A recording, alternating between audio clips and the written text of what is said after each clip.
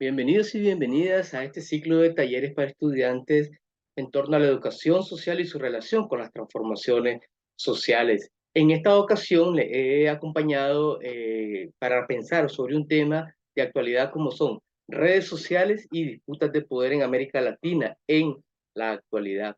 La idea entonces de esta última sesión es hacer una síntesis de lo preponderante que hemos visto en las dos últimas sesiones y finalizar con unas reflexiones más teológicas, prácticas, que nos ayuden entonces a repensar las nuevas realidades y configuraciones del poder global con base en plataformas informacionales y nuevas tecnologías de dominación desde una teología que se pone al día pertinente frente a estos cambios informacionales y tecnológicos en América Latina.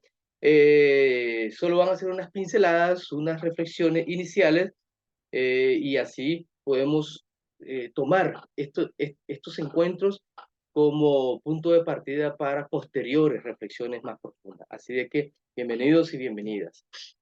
Así es sobre redes sociales y disputas de poder nuestro encuentro. Pero ¿qué son redes sociales? ¿Qué son disputas de poder? ¿Qué tiene que ver eso con la teología? Con el rol de la teología frente a las transformaciones sociales, tecnológicas y de plataformas informacionales, redes sociales y medios de comunicación en general. Y cómo eso está vinculado a la configuración del poder, la dominación, la vigilancia, la explotación, la exclusión y cómo desde los diferentes espacios de incidencia que podamos tener, podemos reflexionar para nuestra praxis desde estos desafíos, pero también desde la fe. Eh, Como introducción, ¿verdad? Te planteamos que existe una configuración de la red de poder global que reproduce la dominación, la vigilancia y el control a través de plataformas informacionales. Ese va a ser como nuestro énfasis y ver las redes sociales y las plataformas informacionales cómo sirven como espacios de disputas de poder. Por eso se titula así este encuentro. Ahora, las formas de neocolonialidad y dependencia se tornan en tecnocolonialidad y tecnodependencia. De este sistema de pecado, o sea, tecnocolonialidad y tecnodependencia, tiene que ver con nuevas formas de colonialidad y de dependencia, pero ahora basado en medios tecnológicos, plataformas informacionales, a través de los cuales entonces el sistema se reproduce, explota y sigue excluyendo, ¿de acuerdo? De este sistema de pecado, como en la buena tradición de la teología de la liberación se le denomina, no se escapa a nadie, ya que todos y todas somos alimento o datos que reproduce la dominación. No importa la condición económica, género, creencia, ideología, política, derecha, izquierda, no importa. Todos y todos estamos conectados a la colmena.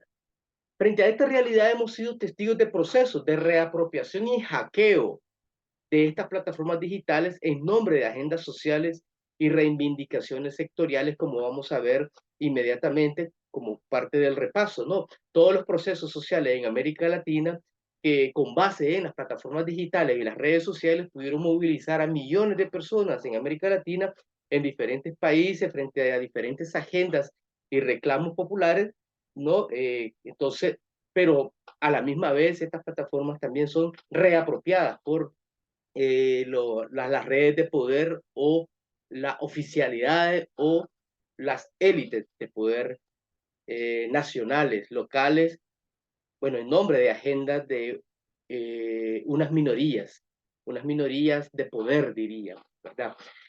Las organizaciones, redes y colectivos basados en la fe también se reapropian de estas plataformas para anunciar el evangelio de la vida. Frente a la necrored, la red constituida a partir de algoritmos y códigos de muerte, de explotación, se proclama la red de la vida, intercultural, diversa y resistente.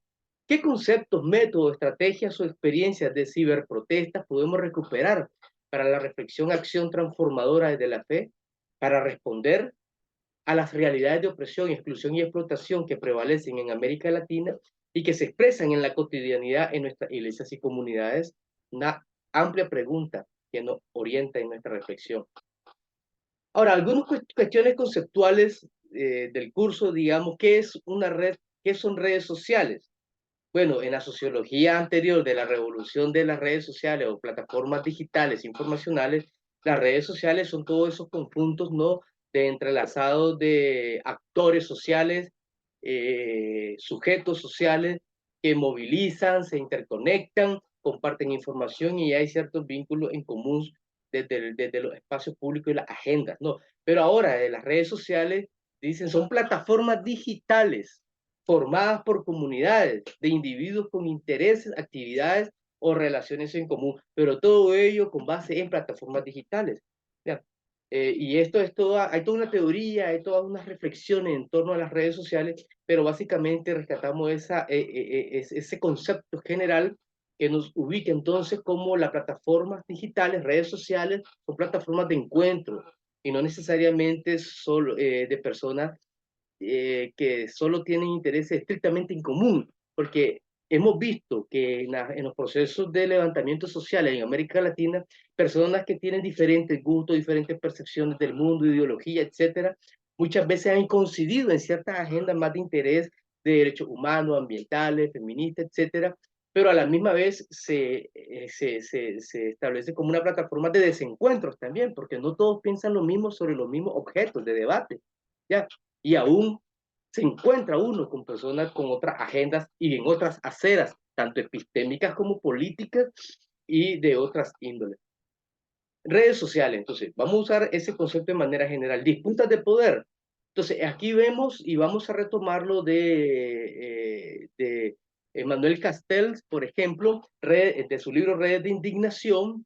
Hay una diferencia de disputas de poder entre redes de poder global locales obviamente, y globales y locales, porque hay una interrelación y tejido entre las redes de poder global local versus las redes de indignación, redes de contrapoder, de resistencia y redes de sentido, le llama Manuel Castells. Entonces, ahí sí hay una disputa de poder con base en las plataformas informacionales y toda la revolución de la información en las sociedades de conocimiento hoy día, que plantea entonces, no, unas disputas de poder con base en las plataformas informacionales donde hay encuentros y desencuentros de diferentes actores, agendas, visiones del mundo, etcétera.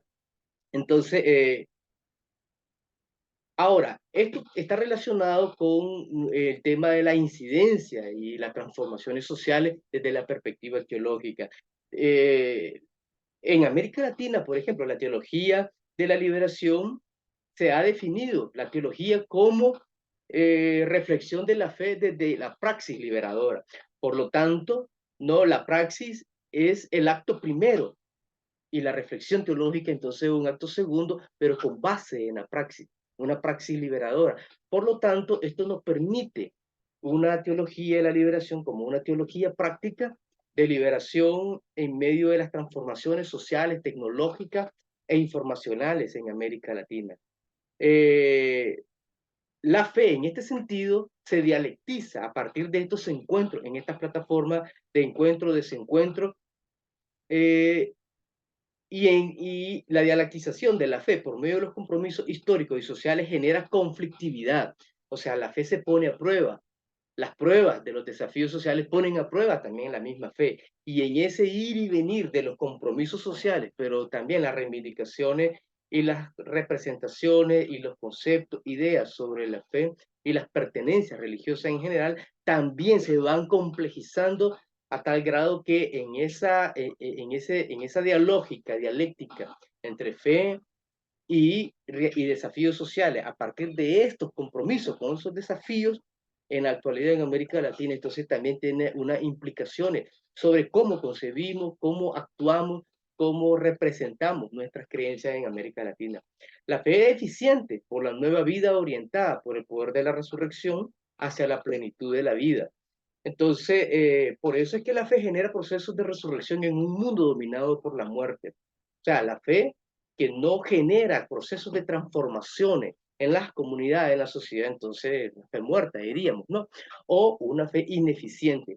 La eficacia de la fe, recordando a Miguel Bonino, una fe eficaz, ¿no? Es una fe comprometida, que toma en serio el mundo y los procesos sociales como testimonio y como una forma de operativizar conceptos que pueden ser doctrinales en realmente procesos de construcción de espacios de vida y de resurrección, diríamos.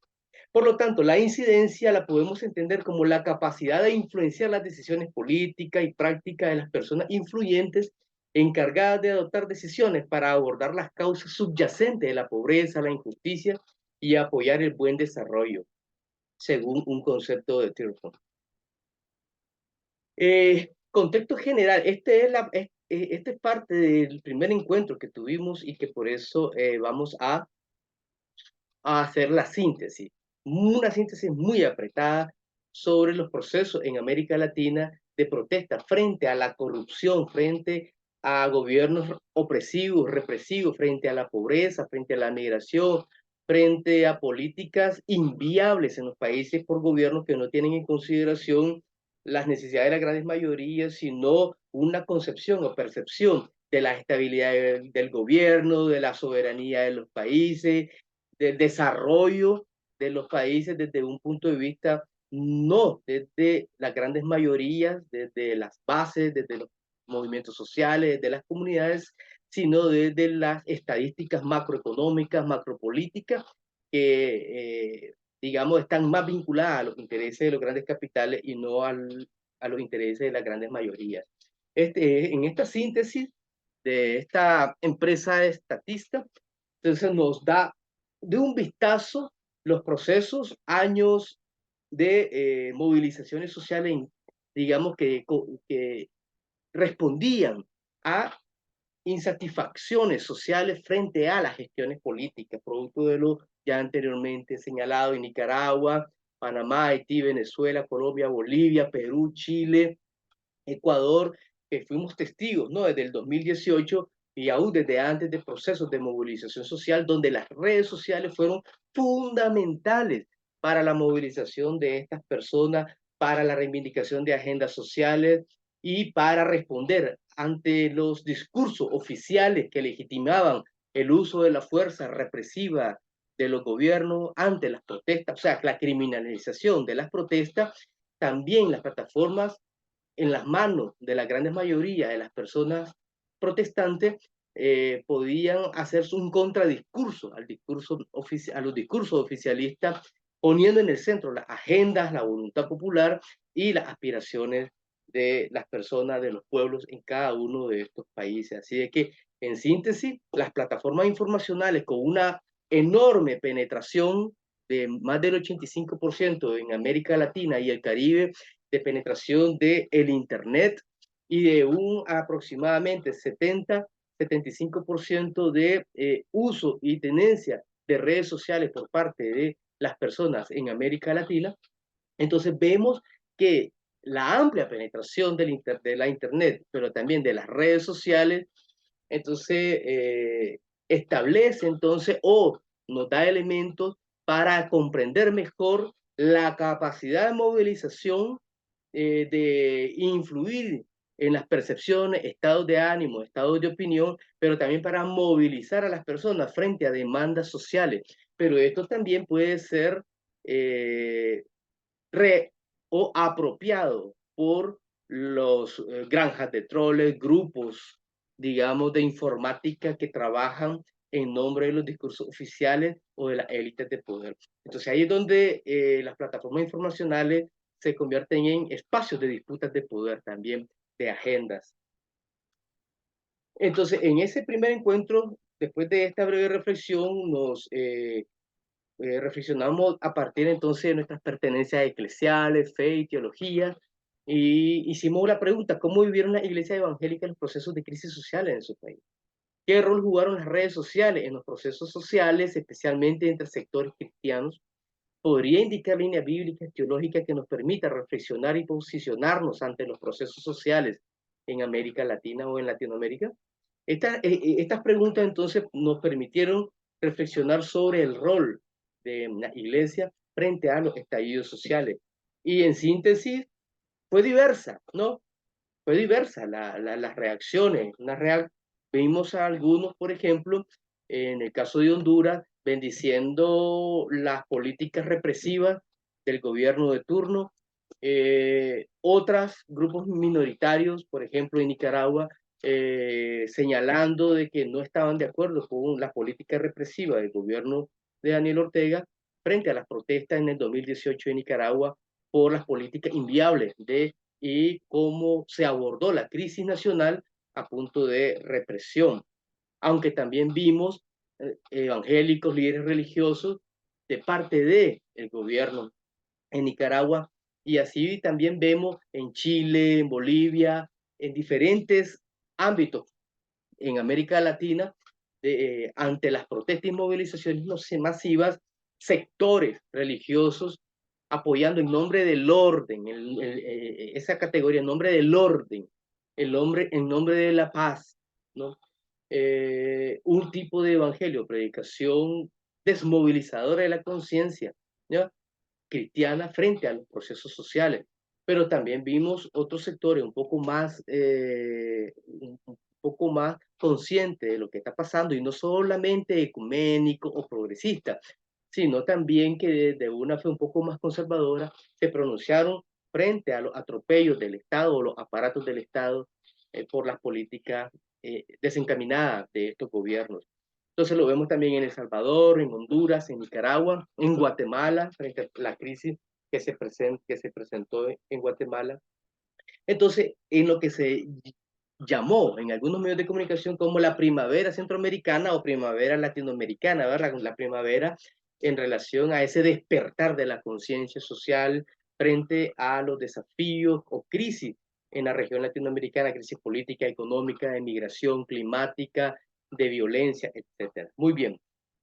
En el segundo encuentro, entonces, tratamos de ver este asunto desde un nuevo lenguaje teológico, desde un nuevo lenguaje teológico. Entonces entonces tenemos todo este desafío, estos movimientos sociales de protesta y cómo las plataformas digitales han servido para movilizar la conciencia, informar a la ciudadanía como medios de comunicación alternativos frente a los medios de comunicación oficiales. Y cuando digo oficiales, no solo del discurso, digamos, progubernamental, sino también de medios de comunicación que, no siendo progubernamentales, sirven a otras agendas que son extrañas a las agendas populares, que esos son oficiales. Entonces, las redes sociales también han servido como medios de comunicación donde se han podido encontrar de una manera democrática, horizontal, de disputas, de encuentro y desencuentro, a movimientos sociales, sujetos políticos, individuos e individuas, por su propio, digamos, en su propia individualidad, en un espacio de disputa, de compartir, de retuitear, de facebookear, de dar like, de etcétera, no sobre lo que está aconteciendo en los países y en muchas ocasiones desde el punto de vista de las posiciones de los diferentes sectores religiosos frente a las crisis sociales en América Latina, posiciones, comentarios, cartas pastorales, anuncios, digamos, abordaje o grabaciones sobre marchas, sobre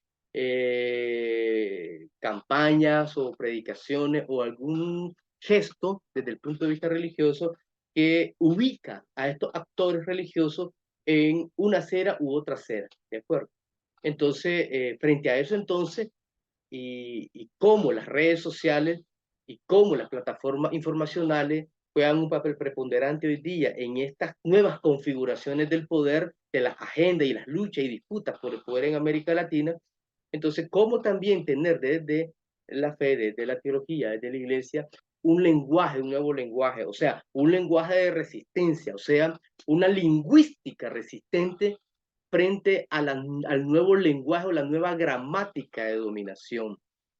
Entonces, en ese sentido vemos que para ello entonces habríamos que entender que el viejo lenguaje de la fe y de la teología respondía a estas formas de dominación, digamos, gubernamentalidad, estados policíacos, extractivismo, militarización, dependencia, sistema capitalista, patriarcado, desde el punto de vista de la cardinalidad, calendarización, espacio-temporalidad geográfica, donde se ubicaban, ¿no?, los polos de dominación, los nudos de dominación en las fábricas, en las escuelas, en las cárceles, o sea, para hacer referencia un poco a Michel Foucault, ¿verdad? En las formas de vigilancia y castigo en nuestra sociedad, o sea, las formas del poder, cómo se tejen en las sociedades postindustriales, ¿ya? Entonces, de la segunda mitad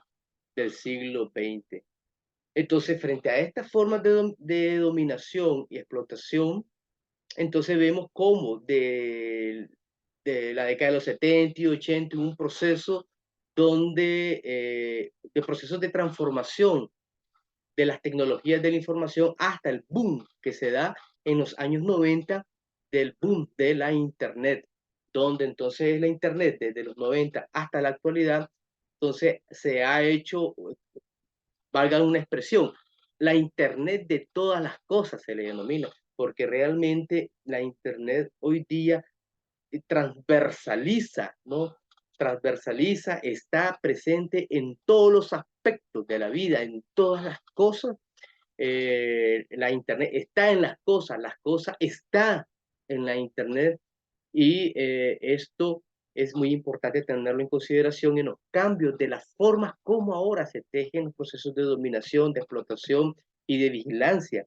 Entonces, es lo que, por ejemplo, Shoshana Zuboff llama capitalismo de vigilancia, ¿no? A través de las plataformas informacionales, nosotros y nosotras en somos vigilados, controlados, extraídos nuestros datos para prever posibles formas de comportamiento frente a la estabilidad del poder o para vendérselo a la gran empresa de marketing para vendernos y seducirnos con la sociedad de consumo. Entonces, en eso nos disputamos con el tema de la gobernabilidad algorítmica. Si antes la gobernabilidad era una cuestión más policíaca a través de censos y de controles estatales, ahora la gobernabilidad es a través de cómo son dirigidas nuestras conciencias, nuestras voluntades y pensamientos a través de los algoritmos informacionales. Estados como polo medio, que los flujos de poder global a través de los cuales el poder global se reterritorializa, el extractivismo de datos, por ejemplo, lo que les planteaba, ¿no? Ahora nosotros, la tecnología, antes estaba al servicio del ser humano, hoy nosotros somos la materia prima al servicio de las tecnologías en nombre de agendas de la élite de poder global, ya sea el mercado global capitalista, ya sea el orden y el poder establecido en los gobiernos y los pactos de élite globales, ya para mantener el control social, control frente a prever movilizaciones masivas y así tener previsto las formas de control. Sesgos de género y raciales en las inteligencias artificiales y plataformas informacionales, la sincronización de todas las cosas, como diría Yukui, la parametralización y el transhumanismo. Son categorías un poco complicadas, pero que en síntesis tiene que ver con el tema de cómo a través de las plataformas informacionales hemos ido en un proceso de sincronización, o sea, todo está orientado hacia las formas de poder, de gobernanza, de gusto, de pensamiento, de sentimiento, según nos los plantea los algoritmos informacionales, según nos lo plantea la cultura de dominación global en general, pero fundamentalmente a través de las plataformas informacionales y las redes sociales. Todo esto entonces es la forma como la teología de la liberación antes, en este contexto de finales del siglo XX, le llamamos a través de la teología de la liberación pecado estructural. Entonces a esto que tiene que ver con un sistema red de poder global le llamamos sistema de pecado o cultura de dominación o sistema red de pecado, que como para ir actualizando las categorías de análisis. Muy bien. Eh, entonces, frente a esto se requiere un nuevo lenguaje teológico de interpretación y de análisis de estas nuevas configuraciones del poder y la dominación global. Y, por ejemplo, Rubén Alves en su libro Cristianismo, Opio o Liberación, nos habla de un nuevo lenguaje del humanismo mesiánico para responder ¿a qué? Para responder a nuevas realidades de procesos y proyectos sociales desde abajo, ¿no? Un nuevo lenguaje del humanismo mesiánico desde los procesos sociales en América Latina, el Caribe y en el mundo entero. Según Rubén Alves, el lenguaje del humanismo mesiánico es una descripción de una experiencia histórica de liberación humana. Ese es el lenguaje del humanismo mesiánico. Describe una experiencia histórica de liberación. Entonces, ¿cómo eso nos sirve, ese concepto, para entender una nueva experiencia histórica de liberación humana frente a las nuevas formas de configuración del poder global y las dominaciones actuales? El lenguaje del humanismo mesiánico no es nada más que la expresión de esta experiencia histórica de libertad y liberación, a pesar de que todas las posibilidades subjetivas y objetivas de la libertad inmanente habían abortado, dice Rubén Alves. Y es un poco lo que se dice hoy día, que el tema de la Internet de todas las cosas, la Big Data, ¿no? O el Homo Deus, diría Yuval Harari, es casi omnipresente, no solo está presente allá afuera, sino que es parte de nuestro sistema neuronal, de nuestro sistema nervioso, nuestra cotidianidad, nuestros sentimientos, emociones, percepciones, deseos. O sea, ya no es que está allá el sistema y me domina, sino que ahora yo justo del sistema, soy el sistema, es casi como la Matrix, ¿no? Que nosotros hemos visto en la película. Entonces, frente a esto, entonces hablamos de que estas formas de dominación son tecnologías, ¿sí? Y son tecnologías.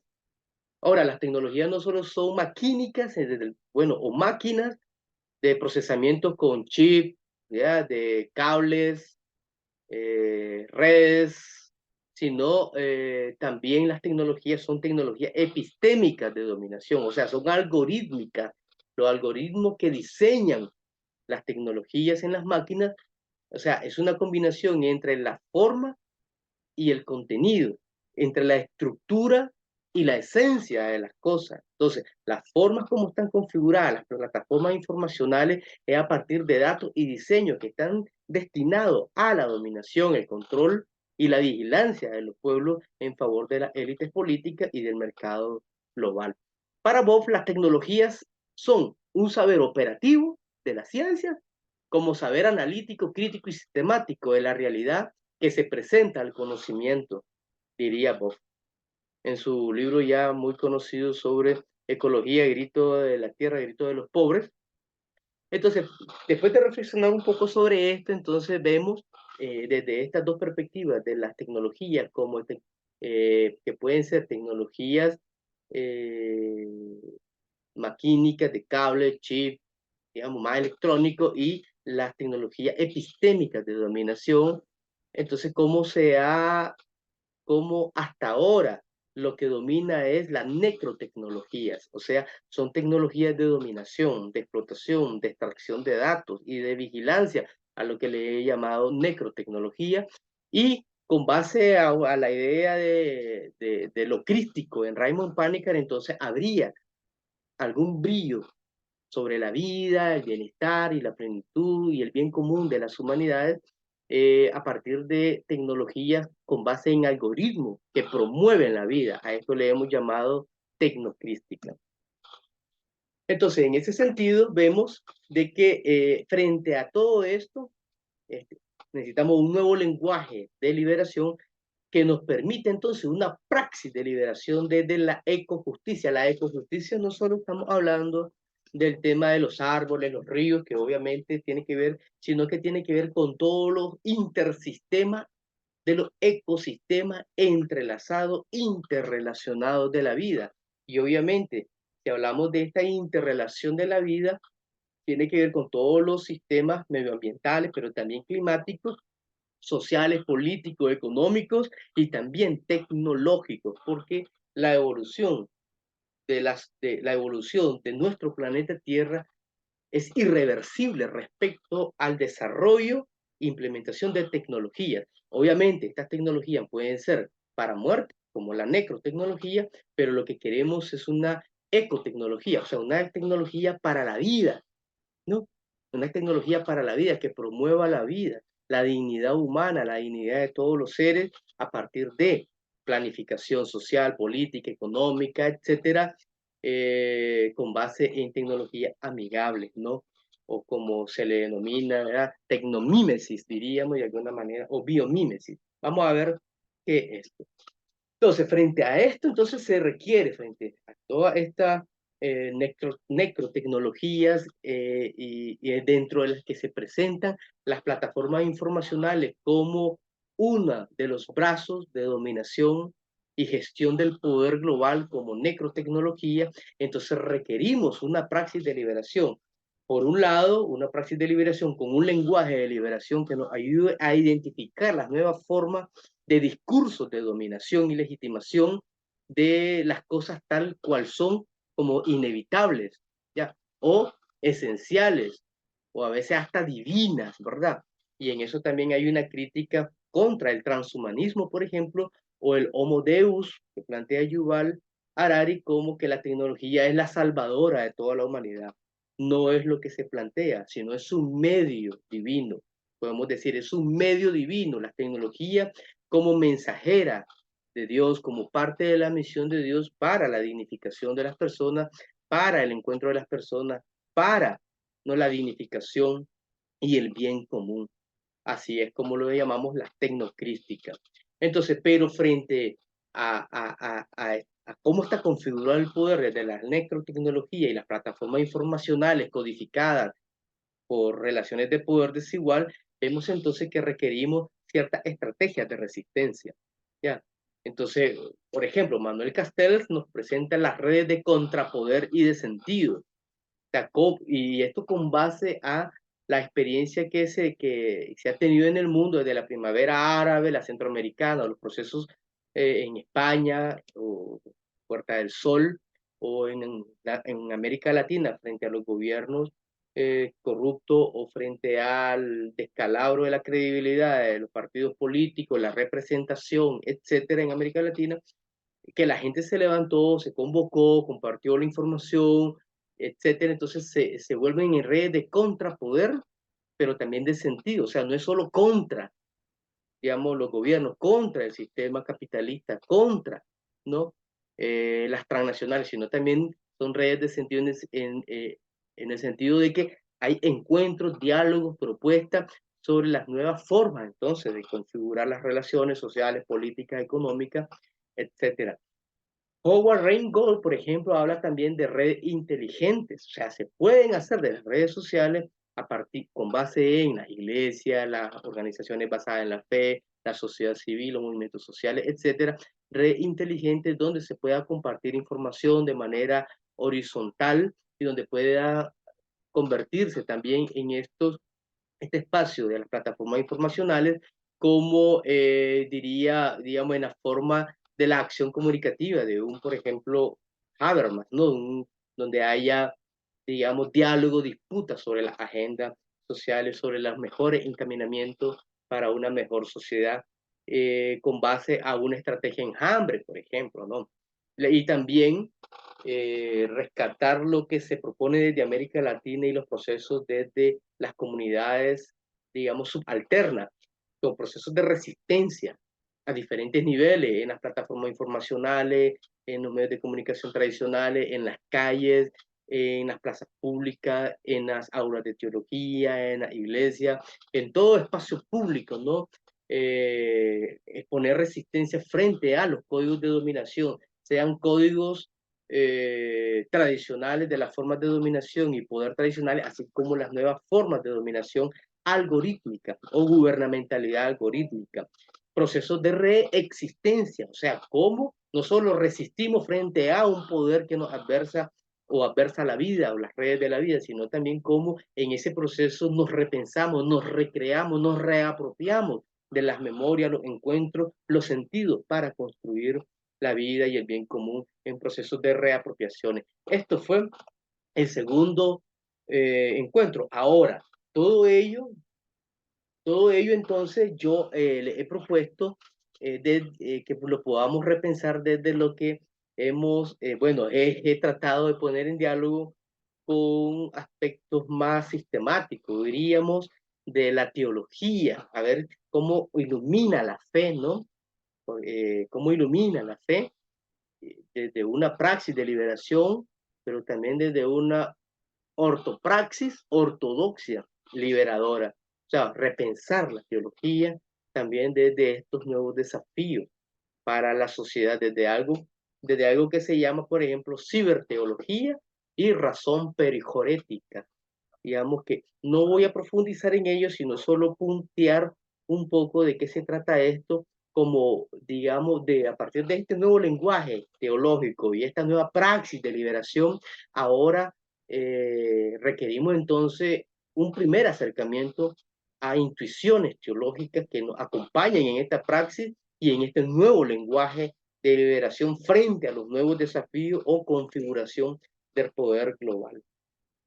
Por ejemplo, lo primero es hablar de la razón perijorética. La categoría perijoresis es una categoría teológica que lo trabajan muchos autores, digamos, desde Moltmann hasta el mismo Leonardo Boff, etcétera.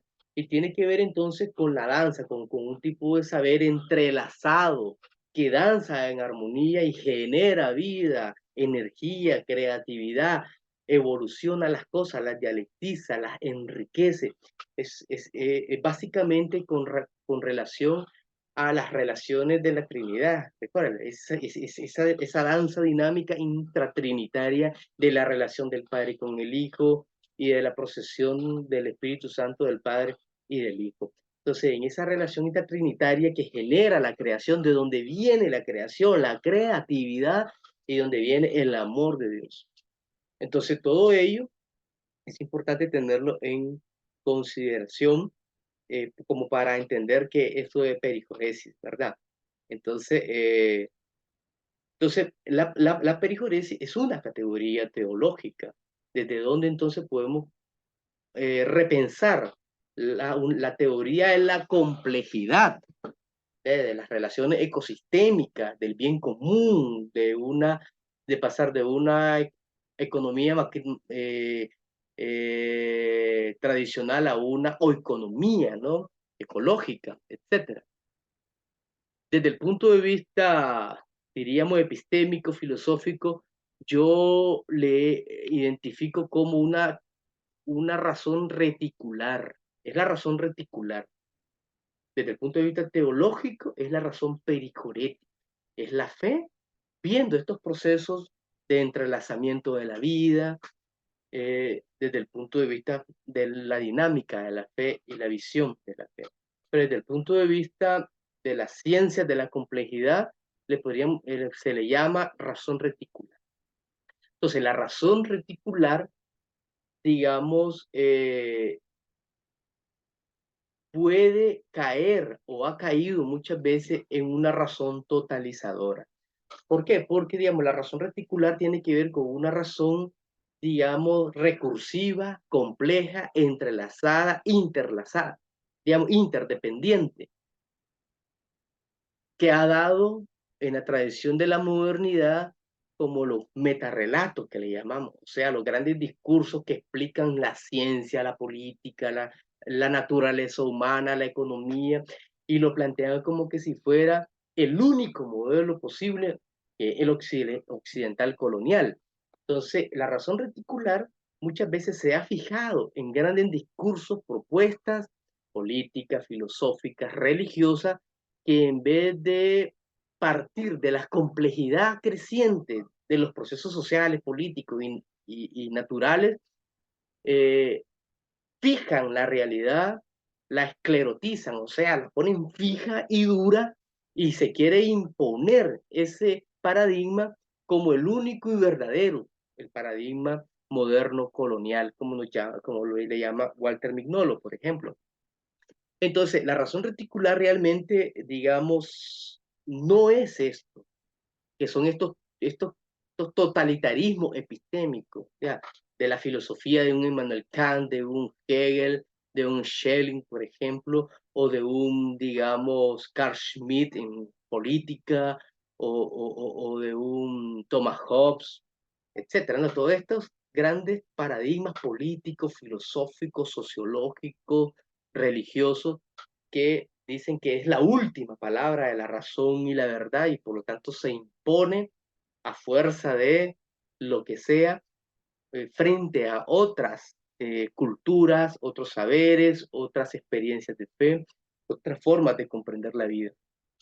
Entonces puede caer la razón reticular en una razón totalizadora como ha sucedido en la modernidad, pero la razón reticular, como no es eso, entonces se resiste a ser reducida, su complejidad a estas formas escleróticas, duras y rígidas que se imponen en la modernidad. Por lo tanto, desde la misma razón reticular hay una crítica liberadora interna que se sacude de esos fijismos, de esos absolutismos, de esos sustancialismos, de todo ello, digamos, hacia una ecología crítica de la complejidad.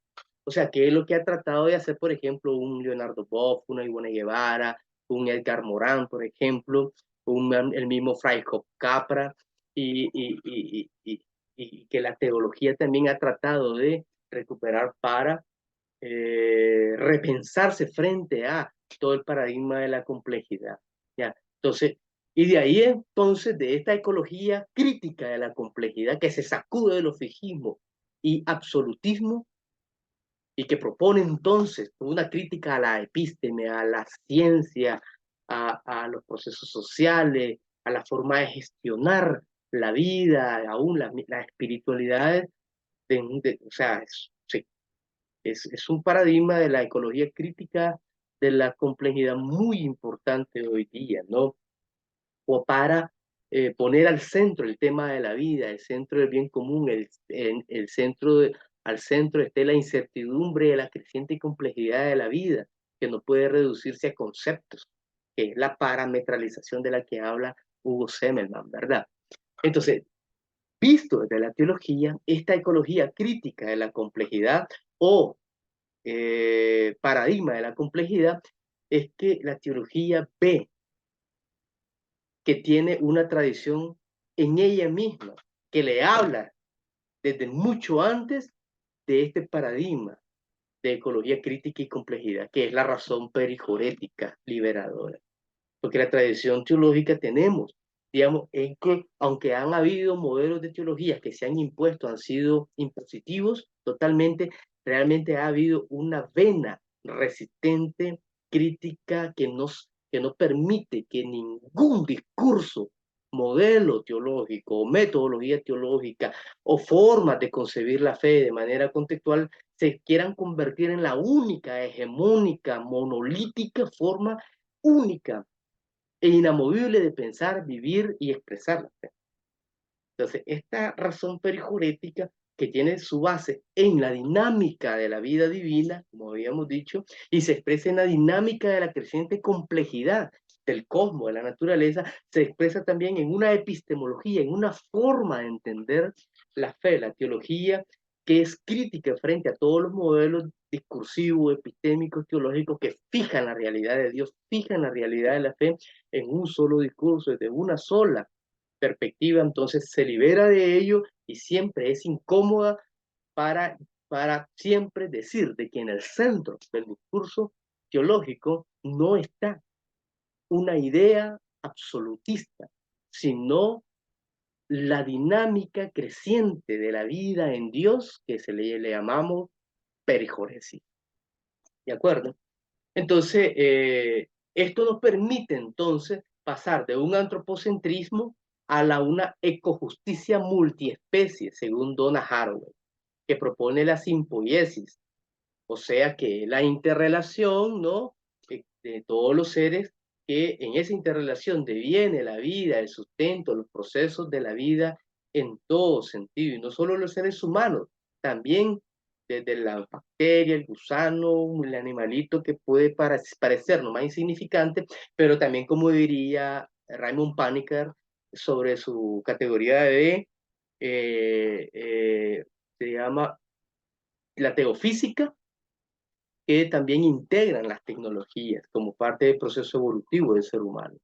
Ya, también la crítica esta nos lleva a una oeconomía o economía gaia, dejando atrás la crematística, o sea, una economía basada en números, en la macroeconomía, en la estabilidad económica del sistema financiero internacional que beneficia a las élites internacionales, no, sino que una economía Gaia que se basa en procesos de producción, digamos, Gaia, o sea, procesos de producción sustentable y una economía de baja escala, pero también se puede ir creciendo en escala de una economía solidaria, como le ha llamado el mismo Franz Hinkelhammer, que recientemente ha fallecido, ¿verdad? Entonces, es una economía del don como economía energética. O sea, lo que proponen estos autores es de que, lo que proponen esto es de que las formas de intercambio económico deben de replicar las formas de intercambio energético entre los sistemas vivos para que no genere desequilibrio. ¿Ya? Y las tecnologías y la vida o biomímesis, o sea que son tecnologías que funcionan mimetizando las relaciones ecosistémicas y las funciones biológicas. Entonces, eso es, hasta ahí hemos llegado con el tema de las clases anteriores. Entonces, ahora, la ciberteología. Sea, ya vimos la razón perijorética con base en la razón reticular. Ahora, la ciberteología, hay cuatro posibles conceptos de ciberteología. Ya, la primera definición la enmarca como teología de los significados de la comunicación social en tiempos de la Internet y las tecnologías avanzadas. La segunda como una reflexión pastoral sobre cómo comunicar el Evangelio con la capacidad propia de la red. La tercera tiene que ver cómo interpretar un mapa fenomenológico de la presencia de lo religioso en la Internet. Son posibles acercamientos de qué significa esto de ciberteología, ¿verdad? Entonces, también tenemos un concepto central, que es el concepto con que nosotros rescatamos en la misma línea de Antonio Espadaro, que fue el que escribió este libro que se titula Ciberteología. Él dice que la ciberteología, como la inteligencia de la fe en tiempos de la red, esto es la reflexión sobre la pensabilidad de la fe a la luz de la lógica de la red. Nos referimos a la reflexión que nace de la pregunta sobre el modo en que la lógica de la red, con sus potentes metáforas que trabajan más sobre el imaginario, además de hacerlo sobre la inteligencia, puede modelar la escucha y la lectura de la Biblia, el modo de entender la iglesia y la comunión eclesial, la revelación, la liturgia y los sacramentos, los temas clásicos de la teología sistemática. Y esto es importante, ¿cómo repensar entonces la fe a partir de las metáforas de las redes sociales, de la comunicación, etcétera? Y es interesante que en el libro él habla sobre el tema digamos, el tema de la salvación, y él utiliza eso de que en Internet entonces uno puede salvar, guardar, save, ¿no? O guardar o salvar un documento y cómo ese documento queda como testimonio de nuestro paso por las redes, que nos entrelaza, digamos, y que da testimonio frente a una sociedad del olvido, o sea, que la memoria, ahora todo es instantáneo, todo es la pura sugestión de las redes sociales, pero que por lo menos queda esto fijo, digamos, nuestro paso, guardar un documento, salvar y así guardar la memoria, porque en la memoria está la salvación. Y digamos, entre el tema mismo de la revelación o la comunicación de Dios a la humanidad, como las plataformas informacionales es un espacio donde se puede también revelar la palabra de Dios a través de los encuentros, a través de la comunicación, a través de las disputas, a través de la reflexión, etcétera. Entonces, ¿cómo los conceptos de la Internet, de las redes sociales, Antonio Espadaro los piensa también desde algunos conceptos de la fe y la teología como para un nuevo lenguaje, un lenguaje que actualice la fe en medio de las sociedades o la cibersociedad, de las sociedades de conocimiento? Esto no lo hace él desde una perspectiva crítica, como diría y como decimos nosotros, de la reapropiación de los códigos o de las plataformas informacionales a partir de agendas sociales y populares, pero lo propone como una invitación a reflexionar sobre específicamente entre cómo pueden dialogar estos conceptos, esta categoría entre lo que nos propone las plataformas informacionales, las redes sociales, con las categorías de la fe. Y entonces yo propondría, y a partir de ahí entonces hacer un análisis crítico de las relaciones de poder en, que se dan en el marco de las disputas de poder en las plataformas sociales, disputas de agendas también. Ya, entonces, y aquí, digamos, la ciberteología, dice, la tecnología, en Antonio Espadaro, en síntesis, dice, la tecnología expresa el deseo del hombre de una plenitud que siempre lo supera, tanto en el espacio de presencia y relación como en el aspecto de conocimiento. El ciberespacio subraya nuestra finitud y reclama plenitud también. Buscar esa plenitud significa de alguna manera actuar en un campo en el que la espiritualidad y la tecnología se entremezclan. Antonio Espadaro entiende la red como espacio del don, en la que recibo según un proceso que me convierte a mí en nodo de una red compartida de intercambio y que me hace más rico, por así decir, en el momento en el que doy lo que he recibido hasta ese momento. Entonces la ciberteología lo pone de una manera positiva, Antonio Espadaro, pero también nos advierte de las cuestiones negativas como las que hemos mencionado en esta breve exposición. Al final, algunas reflexiones y preguntas que quedan para ustedes, por ejemplo, cómo sus iglesias o BFs pueden aprovechar las plataformas informacionales para anunciar el Evangelio frente a la persistencia de realidades de injusticia y exclusión. Segunda pregunta, ¿es posible una iglesia red que conecte y vincule en favor de los valores del reino de Dios y su justicia como contrapartida a la red del poder global? Tercera pregunta. ¿Es importante pensar un nuevo lenguaje de fe, teología, que responda a la realidad de las cibersociedades en que se gestan necrotecnologías y códigos cerrados de muerte? ¿Qué opinan de la propuesta de la ciberteología y la razón perijorética?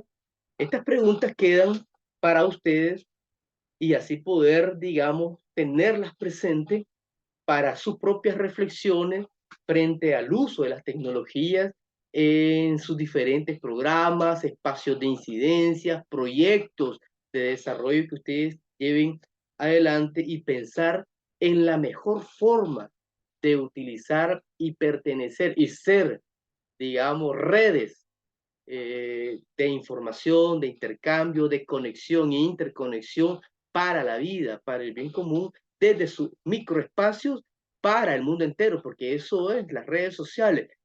Uno puede estar en cualquier rincón del mundo, pero ya montado en el cibermundo, eso se puede volver global dependiendo de cómo los códigos identifiquen esa información y cómo llega a un público realmente que necesita un nuevo mensaje, un nuevo lenguaje, formas de entender la vida y el sentido de la vida en medio de las transformaciones sociales, políticas, económicas, pero también frente a los desafíos de la dominación global hoy día. Entonces, eso nos plantea muchos retos en el uso de las redes sociales, pero también en las pertenencias en las redes sociales, en medio de la Internet, y cómo también debemos de ser agentes clave que desde la fe o nuestros compromisos sociales, culturales o ambientales, podamos nosotros y nosotras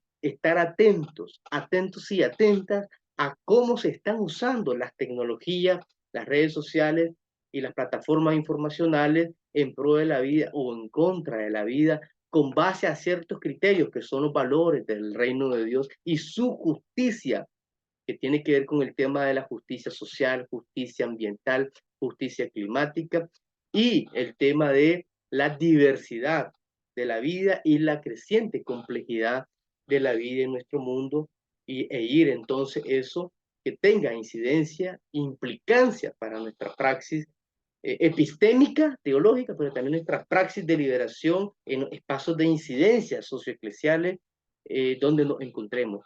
Ya, así de que ese es el reto y muchas gracias por compartir con nosotros, con nosotras de este espacio de reflexión eh, sobre este tema este tema de importancia sobre las redes sociales y disputas de poder.